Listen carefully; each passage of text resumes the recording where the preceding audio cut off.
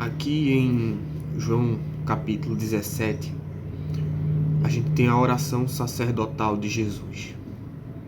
É a oração onde ele intercede pelos seus, ele intercede pelo seu povo, inclusive por aqueles que virão a crer nele, que ele sabe que virão a crer, então ele intercede também para que venham, a fim de que o seu rebanho esteja completo. E aqui no capítulo 17, isso está no versículo 20. Minha oração não é apenas por aqueles, por eles, no caso, os que creem nele. Rogo também por aqueles que crerão em mim, por meio da mensagem deles. Ou seja, por meio da mensagem da igreja, muitos virão a crer em Jesus, para que sejam um. Então, esse é o pedido aqui em específico, nessa parte aqui, no final dessa oração de Jesus. Ele pede para que o seu povo, aqueles que creem nele, sejam um. Para que todos sejam um, Pai, como tu estás em mim e eu em ti. Que eles também estejam em nós, para que o mundo creia que tu me enviaste. Então, a oração de Jesus sobre aqueles que creem nele, além de ser para eles se santificarem, além de ser para eles darem testemunho, para eles seguirem a Jesus, para eles não negarem mesmo diante de qualquer desafio, de qualquer dificuldade, além de tudo isso, a vontade de Deus para o seu povo é que sejam um, é que a igreja seja um, assim como Jesus e o Pai está em unidade. É um, no sentido de propósito, no sentido de vontade, de união. Então, esse era o desejo de Jesus para a igreja. Até porque não tem porquê um povo que crê na mesma pessoa, que foi lavado pelo mesmo sangue, viver desunido. Não tem porquê esse povo viver brigando, viver com crenças sobre Deus de forma diferente. Mas a gente vê que ao longo dos tempos, até mesmo na época ali do primeiro século, isso não aconteceu. Esse era o desejo de Jesus, a unidade da igreja, até para que as pessoas crescem nele através desse testemunho e dessa unidade. A unidade seria um ponto forte para poder a igreja dar testemunho. Mas a gente sabe que isso não tem acontecido. A gente tem igreja A, igreja B, igreja C, e vai até mais do que o número do alfabeto. As letras, no caso, do alfabeto. Essa não foi a vontade de Jesus para nós. Isso é inevitável que aconteça. Cada dia mais tem sido inevitável que essas divisões aconteçam. Mas a gente também não pode dizer que a igreja de Jesus não existe porque não cumpre esses princípios. O verso 22 aqui. Dei-lhes a glória que me deste, que é a sequência. Dei-lhes a glória que me deste, para que eles sejam um, assim como nós somos um. E eu neles, e tu em mim. Eu neles e tu em mim. Que eles sejam levados à plena unidade. Então, ainda que a gente veja que não há essa unidade, infelizmente, aqueles que são de fato de Cristo, eles não devem deixar de reconhecer os irmãos aonde quer que eles estejam. Porque apesar dessa diversidade de igrejas, de crenças sobre Deus, a gente tem que entender que a igreja é uma só.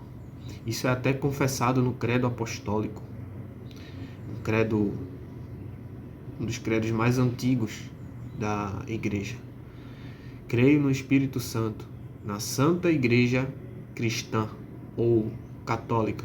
Católica no sentido de universal, a igreja una que está em toda a terra. Esse é o significado do termo católico, universal, que não tem fronteiras. Não se refere necessariamente a uma denominação, mas se refere a todos os santos da terra. Então, a igreja, de modo geral, subscreve esse credo, é conhecido como um dos credos ecumênicos, e nós afirmamos a unidade da igreja. Então, nós devemos ter sabedoria e maturidade cristã para entender que não é somente na nossa denominação que estão os nossos irmãos. O propósito de Jesus em formar a igreja é que eles fossem um. Que eles sejam levados à plenitude da unidade, para que o mundo saiba que tu me enviaste e os amaste como igualmente eu os amei. Por isso que a gente precisa identificar quais são os pontos que evidenciam a nossa unidade. Apesar de um querer fazer de um jeito, outro achar que Deus é de outro jeito, mas precisamos identificar os pontos que identificam a nossa unidade, que mostra a nossa unidade. É claro que a gente tem que saber que nem todos os grupos religiosos que se dizem cristãos, a gente deve ter unidade com eles. E isso não é de ir contra o que Jesus disse. Às vezes a gente nega a unidade com certo grupo, não é desobedecendo essa palavra de Jesus. Às vezes é necessário. O próprio Jesus disse que viriam muitos falsos profetas, dizendo que são falso Cristo e enganarão a muitos. João fala em uma das epístolas ali no final, que aquele que não traz essa doutrina, nós nem devemos receber em casa. Em 1 João ele também diz que aquele que nega que Jesus veio em carne é o anticristo. Então existem muitos conceitos sobre Jesus e sobre Deus, e nem todos a gente deve reconhecer, nem todos podem fazer parte do que a igreja acredita. Então tem conceitos sobre Deus que, se uma igreja ela defende, ela não é igreja, e a vontade de Deus é que não tenhamos união com determinado grupo. Por exemplo, negar a divindade do Senhor Jesus. Se você dizer que Deus não é Deus, que Jesus não é Deus, você está aí negando a divindade, então você não pode ser considerado um cristão. Se você nega, por exemplo, a doutrina da Trindade, que é o caso, se você nega que o Espírito Santo é o santificador, que ele é uma pessoa divina, então tem alguns pontos. Se você nega que a Bíblia é a palavra de Deus, é a autoridade da igreja máxima, se você diz que existe dois deuses, um no Antigo Testamento e um no Novo Testamento, então você está indo contra elementos fundamentais, e com esse tipo de grupo não devemos ter comunhão com que afirmam tais coisas. Outras coisas, há alguns que dizem que Jesus não ressuscitou com o mesmo corpo que morreu. Então isso aí afeta as bases da fé. Há alguns que na própria igreja de Corinto, Paulo escreve, há alguns que duvidavam e até negavam da ressurreição futura dos mortos. Paulo diz, se os mortos não ressuscitar, é em vão a nossa fé. Então, mesmo dentro da igreja, estava tendo pessoas que defendiam questões que iam contra a fé. Então, não é toda a igreja, todo que se diz cristão, que de fato a gente tem que ter comunhão. Mas existem alguns pontos que a gente pode identificar que ali está a igreja. Algumas pessoas já delimitaram, tópicos para identificar onde está a igreja. Um deles, que é muito destacado, é onde há a pregação da palavra. Reconhecer que a Bíblia é a palavra inerrante e falível que vem de Deus. Então a pregação correta da palavra, ela é um bom sinal que ali há uma igreja. A questão das ordenanças, os sacramentos, batismo e ceia, também não pode estar de fora. A questão da santificação, da salvação só em Jesus, várias outras coisas que para muitos isso é óbvio, mas nem todos os grupos religiosos acreditam, defendem. Mas resumindo, o que eu quero dizer aqui é que a igreja ela deve ser una. Mesmo que a gente não tenha essa união como deveria com nossos irmãos de outros lugares, que tem alguns conceitos diferentes sobre algumas coisas, mas nós não podemos deixar de reconhecer que só há um povo. Deus só tem um povo na terra.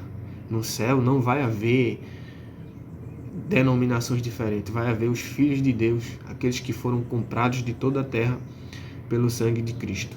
Então nós precisamos realmente, isso não quer dizer que a gente vá abrir a nossa mente para crer de qualquer forma, vai haver uma mistura, não. Podemos defender, ter uma confessionalidade, eu creio assim, eu creio que Jesus vem antes da atuação do anticristo, ou eu creio que Jesus vem depois da atuação do anticristo na terra. Nós podemos ter a nossa visão, nosso conceito. Realmente são questões que causam muita polêmica, mas não devemos deixar de reconhecer onde estão os nossos irmãos, aonde está a verdadeira igreja, apesar de algumas diferenças. Também não podemos deixar de reconhecer onde não há a verdadeira igreja. Então essa unidade de Jesus, ela não pode ser deixada de lado, apesar das diferenças entre os cristãos no mundo. Essa unidade não pode ser deixada de lado. Apesar de termos a nossa identidade confessional de acordo com a nossa denominação, isso aí a gente não pode negar, até porque se a gente crê em algo, não é algo comum, não é algo leviano, a gente tem um motivo para os tópicos da nossa fé, mas precisamos reconhecer aonde está também, em outros lugares, em outros grupos denominacionais, a igreja do Senhor, para que a gente não vá contra o conceito de unidade que Jesus estabeleceu. Claro, esse conceito de unidade não existe como Jesus realmente falou aqui nesse texto. Mas ele só tem um povo e nós devemos valorizar isso. Temos que ter cuidado para não chamar de seita uma organização que Jesus tem como seu povo. Também temos que ter o cuidado para não chamar de povo de Deus alguns que negam elementos fundamentais. Então, ter uma identidade cristã é essencial. Não precisamos deixar de lado a nossa identidade denominacional, mas devemos entender com zelo que Jesus tem um único povo e que o seu povo é muito maior do que a denominação que fazemos parte. Pai, quero que os que me deste estejam comigo onde eu estou e vejam a minha glória que me deste, porque me amaste antes da criação do mundo. E aqui Jesus vai para a conclusão da sua oração sacerdotal. Espero que tenha ficado claro, que nós venhamos entender a unidade da igreja e ao mesmo tempo entender que a fé ela não é de qualquer jeito e ela tem o seu caráter, a sua identidade, e não devemos crer em qualquer coisa, mas devemos identificar, entender aonde está a igreja do Senhor. Amém.